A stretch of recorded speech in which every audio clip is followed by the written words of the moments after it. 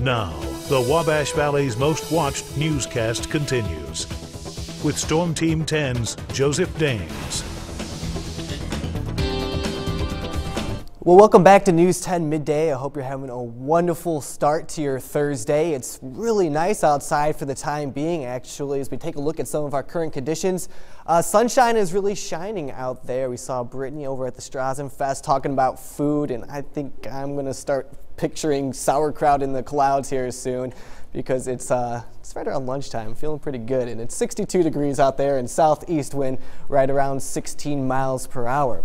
Let's jump into the clouds and radar. Possibly some drizzle last night. I saw a few drops hit the ground, but nothing measurable by any means here overnight last night. And as we headed into this morning, starting to clear up, but this is all in front of our next system that will be making its way in as we head into later on tonight. So you can see that rain from Iowa all the way down to Missouri, even trailing over to Kansas. That's going to start to make its way towards the Wabash Valley a little bit later today, and I'll be discussing that timing in just a bit. Looking at the weather headlines, it's going to be mostly dry and warm for our afternoon, and the wind will be a tad bit stronger too, so if you are heading out, you don't have to worry about those showers for the meantime. But we are tracking that rain and those storms tonight, and eventually we'll have a decent finish to our Friday. Let's jump into the futurecast, though. This is over the next few hours. Starting at 1 p.m., that rain is off to the west, and it's going to start to track and press towards the east as we head through the afternoon.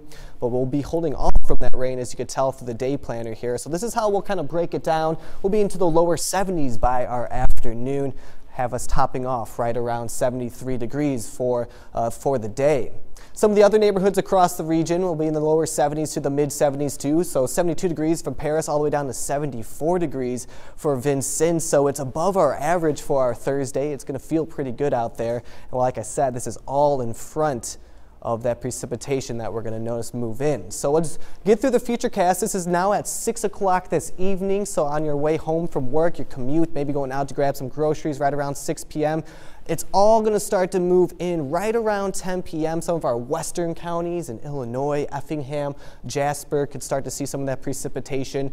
So most of that heavier rain, though, is going to occur closer towards midnight, especially right here through the Wabash Valley and closer to Terre Haute and the eastern section of Indiana. We'll notice that right around midnight and into tomorrow morning. By 7 a.m., the western portion of the counties will start to see a clearing, maybe start to dry up, but I do expect some rain for your early morning commute tomorrow too. Temperatures tomorrow morning right around the mid-50s, 54 degrees, so rather mild. 55 for Casey, 55 for Mattoon, warming back up into the 70s, 73 degrees for Terre Haute to 72 in Paris. So another warm day for our Friday, and that's all behind that cold front too. As we get further on into our Friday, you can see that moisture is well off to the east, not really worrying about much, and we'll just pave the way for a really nice finish to our work week as we see those clear conditions for our Friday. Today, right around 73 degrees, and those clouds will be building. Tonight, 53 degrees, scattered showers and storms. We'll see those, like I said, closer to 11 p.m. tonight, so start to see some lightning and hear some thunder. Getting through the three-day forecast, Saturday and Sunday, still warm into the mid-70s.